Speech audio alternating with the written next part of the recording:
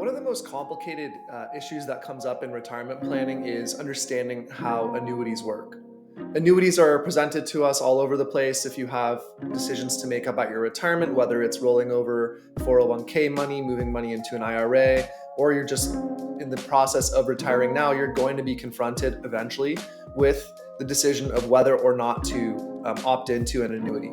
So this video today is all about tackling how do you understand the considerations that should go into the purchase of an annuity, understanding the pitfalls and trade-offs that are a part of that decision-making process. You have to understand who you're speaking to, what their incentives are when they present you annuity options, and what the trade-offs you make as a retiree navigating the retirement risk zone when you put money into an annuity versus something else.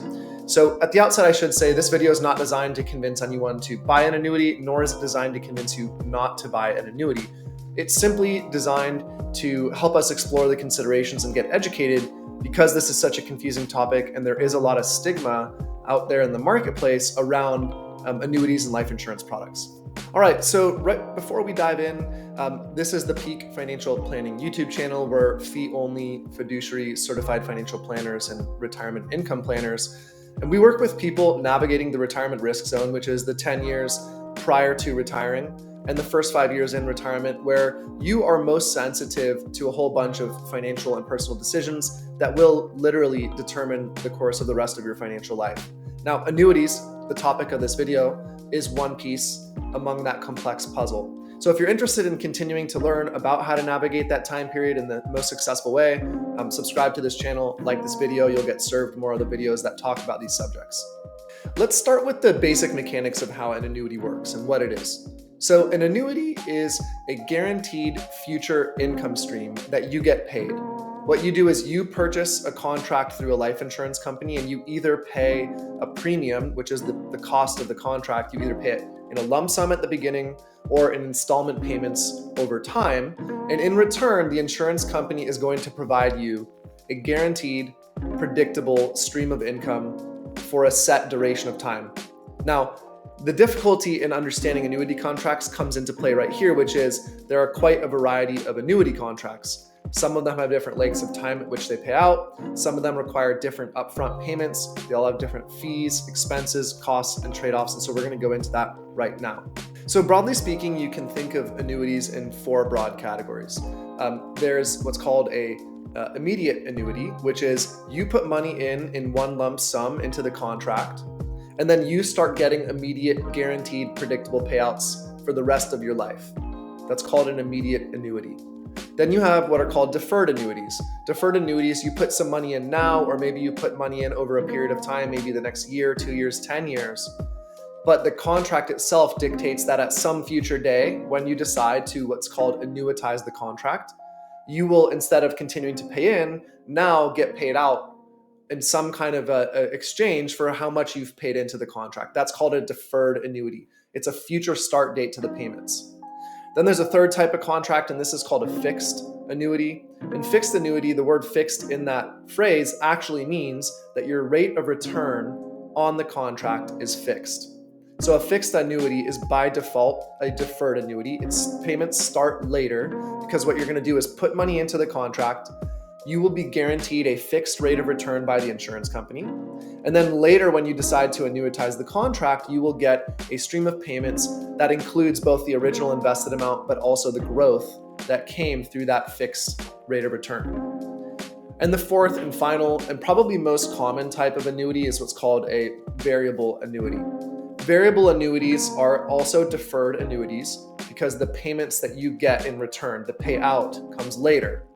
But the variable portion of it is the fact that instead of having a fixed rate of return, you're going to have a variable rate of return, a changing or fluctuating rate of return, because the money you put into the annuity contract will be invested into a series of investments called sub-accounts, which are managed by the insurance company or by a financial advisor who sells the insurance contract. And those sub-accounts function like mutual funds. So they go up or down. The value of those contracts or that those sub-accounts go up or down, fluctuating in with the market. So if the market has a bad year, sub-accounts typically have a bad year. If the market has a good year, they have a good year. And you can diversify the different sub-accounts in the same way you would diversify mutual funds in your own retirement portfolio. The complexity in understanding annuities really arises in the fact that you have those 4 broad categories of annuities, but you really have an almost unlimited way to customize. Not you, but the insurance companies really have an almost unlimited way to customize how the annuity will function. You can have features of a variable annuity combined with features of a deferred annuity combined with all sorts of extra contractual terms that are called riders. And when you piece all those things together, it can be very complex to understand how they function. So what we should really do is talk about how do you understand what the beneficial trade-offs of an annuity are, and then we'll talk about what are the negatives of trade-offs of an annuity. Those negatives come in the forms of fees and restrictions. So benefits first. Why do people consider an annuity? Because it provides you stability, predictability, comfort, and you can offset your investment risk. So let's go through those. The annuity provides you a guaranteed stable income in most cases.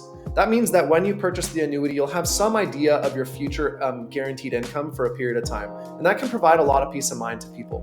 You may want your Social Security income plus any other guaranteed income to be enough to cover your desired expenses in retirement. The challenge there is if you produce an income from your own investments and you do that yourself, well, you have all the risk of hopefully selecting the right investments, making good investment decisions, and then learning all the tax consequences of how to produce your own income. It's a complicated task. Now, an annuity shoves all that responsibility off to the insurance company. Now they're responsible for investing, promising you a rate of return, and getting you the money back over a period of time. Now there's risk with that.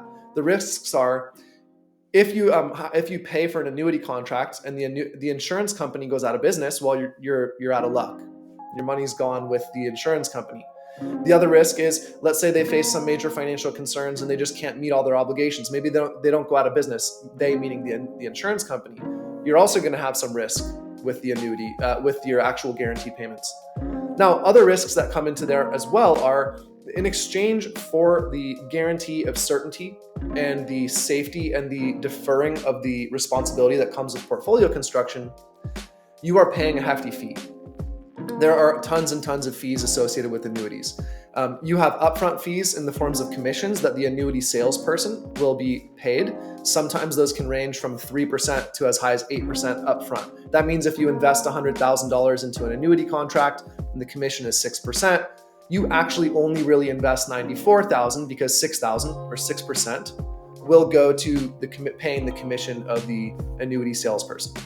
Now, some cases that may be worth it. I'm not here right now to tell you that is or isn't worth it. That should be evaluated on a person-by-person basis because it's really a trade of what you want in your retirement. Do you want security and stability, or do you want greater access to wealth and access to your money? They're different things, and everybody's personal psychology is going to dictate what they gravitate towards. Now, other advantages of the annuity are there's some tax advantages in some cases. You can put money into a tax-deferred annuity in the same way you could into a 401k or an IRA, and that money can grow tax-deferred, meaning you have more total investable money that's growing, and you only pay the taxes later when you get paid out of the annuity. So that is one benefit tax-wise. Now, annuities are complex. You should be really clear in asking whoever you're talking to about the annuity. What type of annuity is it? Is it tax deferred? Is it taxable? Sometimes people can get misled or confused in that regard. It's important to know that at the very outset.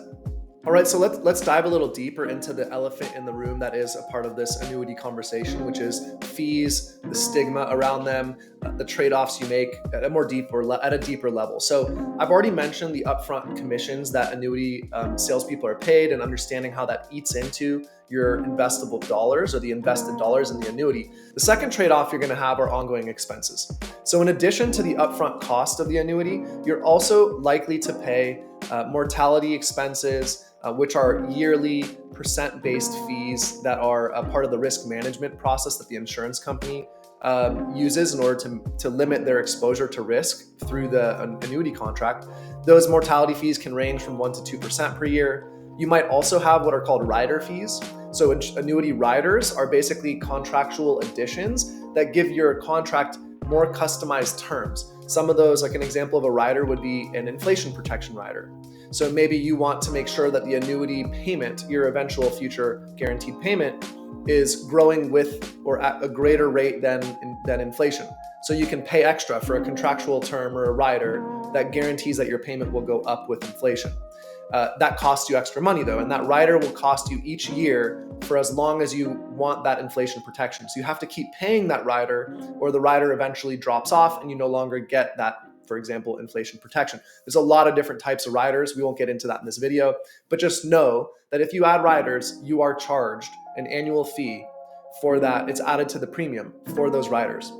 You might also have other fees that go along with this, such as 12B1 fees or administrative fees. 12B1 fees are associated with the sub-accounts. They function like mutual fund fees. So you might actually have an investment-related fee within the sub-accounts in a variable annuity. Administrative fees for just managing the whole process. So there's just a lot of hidden ongoing fees, and you should get really clear on what the total ongoing fees are going to be. For reference, an ongoing fee for a fee-only investment advisor who's a fiduciary is typically in the range of 1%. So if you're paying for an annuity and you're paying something in the order of 2.5% or 3% in annual fees for all these different combinations of riders and other things, it doesn't mean that it's necessarily wrong to purchase the annuity. You just need to understand, what are you comparing it to? What are the standards across the industry? Now, I mentioned earlier the upfront fee or commission you pay for purchasing an annuity.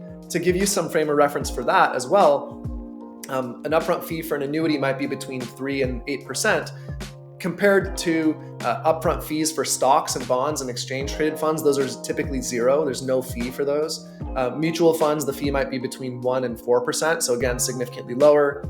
For real estate, if you were to buy a property, you'd pay no upfront fee for the transaction, but you might have around 1% in fees for escrow and all the other little costs, but still it's significantly lower.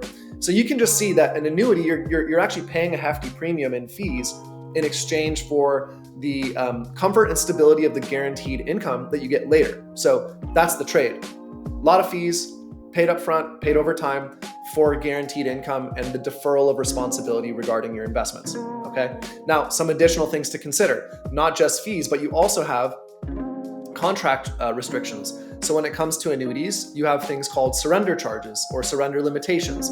Typically, when you put money into an annuity, you will not be allowed to get that money out in a lump sum. So if you put 100,000 in, you can't get that 100,000 back out. You'll have limitations about how much you can withdraw in any given year. And then if you draw more than that amount, you'll be charged a penalty called a surrender charge. And that surrender charge is sticky. Sometimes surrender charges can last for as long as 15 years, meaning you're penalized if you have emergencies or problems or a need to draw larger lump sums than the actual, monthly income stream you get. And that means you don't have liquidity. You don't have access to the invested money. So when purchasing an annuity, it's best to think of that money as gone and inaccessible. And that means, in general, if you can't support your retirement without that 100,000 or 200 or whatever you're considering in the annuity purchase, meaning if you can't support your retirement without the possibility of drawing a lump sum, then an annuity is probably not right, because you have to really think of that money as inaccessible. Again, the trade can be worth it. You just have to understand that that's part of the trade you're making. Surrender charges start high and then they trail off over time. So each year the surrender fee goes down, but you still face penalties for many years if you were to withdraw. Now, the last thing to consider here is just understanding legacy. So for the most part, money you invest into an annuity contract, if it does not have a life insurance component, like a life insurance death benefit or riders that specifically address this, money in an annuity is forfeit when you die. So that means if you invested 100,000, the annuity only paid out 70,000 because you pass away earlier than expected or something happens, the remaining balance of that contract does not go to your heirs. Now, there's a way to set up beneficiaries so the stream of payments can continue. That's determined in the original contract. But if you did not have a contract that included continuation of the payment, the income payments, then the actual invested amount, the principal amount that's left over, does not go to heirs. It's forfeit to the insurance company. Now, if you did have some kind of contingency plan for how the money would move to heirs, either in a lump sum or in a stream of payments, oftentimes that money will be taxed much less favorably to heirs. If the money goes to heirs as a lump sum out of an annuity contract, then the heirs will have to pay income taxes or taxes at income tax rates on the full amount of the gain in the annuity contract. Now that can be substantial. If you were to, we won't go into numbers here, but if you were to compare that to an individual retirement account, individual retirement accounts soften that burden on heirs because they allow the heir or the inheritor to draw out the distributions over a lengthier period of time so that they don't have to take a huge lump sum of money all in 1 year and then bump them into a really high tax bracket and then fork over tons of money in taxes. You can smooth that out with an IRA. You can't really do that in most cases with the few types of annuity contracts that do allow for legacy. To wrap up the discussion around annuities, the main thing to get across here is that it's really important to understand the trade-offs and the benefits. Again, the summary of it is the benefit: you get stability, security, and guaranteed future income. The trade-off you're paying: you lose liquidity, you pay high fees, you have all sorts of contractual restrictions, and you face the risk that the insurance company who insures the contract may or may not go out of business. Now, it's not a black and white evaluation. It should be done with careful consideration. Purchasing an annuity can be a good option in some cases. My advice is that you should you should always seek out the counsel of a fee-only fiduciary financial advisor who does not sell annuities directly. So you're going to be presented annuities by someone who has a life insurance license and makes commissions off of selling them. They have an incentive to steer you into buying the annuity product because that's how they make their money. Now, the reason there's a stigma around annuities is because people sometimes get taken advantage of. They don't ask the right questions. They don't really know what they're getting into. And that's because the person who's selling them the annuity does not have to be a fiduciary on the client's behalf, nor do they have to work in the client's best interest. A fee-only fiduciary financial advisor does. They are not allowed to be insurance licensed. They do not make any commissions, sales related revenue, or kickbacks. And so they can evaluate or be a second set of eyes to evaluate an annuity and give you unbiased feedback on whether it's a good fit in your retirement plan. If everybody that purchased annuity contracts used a fee-only fiduciary to evaluate the annuity, we would have far less stigma around annuities because, one, far fewer annuities would be purchased because oftentimes annuities are sold when they're not appropriate. And two, you would have a much greater sense of understanding and education into whether the annuity purchase is right for your specific situation. So my call to action for you is work with a fee-only fiduciary advisor who will, if you're going to consider an annuity, get a second set of eyes in the form of a fee-only fiduciary financial advisor who does not get paid commissions and can look over the annuity in an unbiased, conflict of interest-free manner. All right. So I hope you enjoyed this video. It's a complex task. I couldn't do annuities in under 20 minutes here. It was a little difficult, but I hope you find this enlightening. Hopefully it will save you some pain in the future with an uneducated annuity purchase. And if you liked what you saw in this video, please subscribe to my channel, like this video, share it with anyone who has either been burned by an annuity purchase or is evaluating one or maybe entering the retirement risk zone and may need the support and understanding of how to start considering their options. You can also visit our website at thepeakfp.com. That's thepeakfp.com. Or watch a free masterclass we do that actually it's a 40-minute video talking about every facet of the financial planning and investment management that goes into navigating this specific period of time called the retirement risk zone. So anyways, thank you for watching and see you in the next video.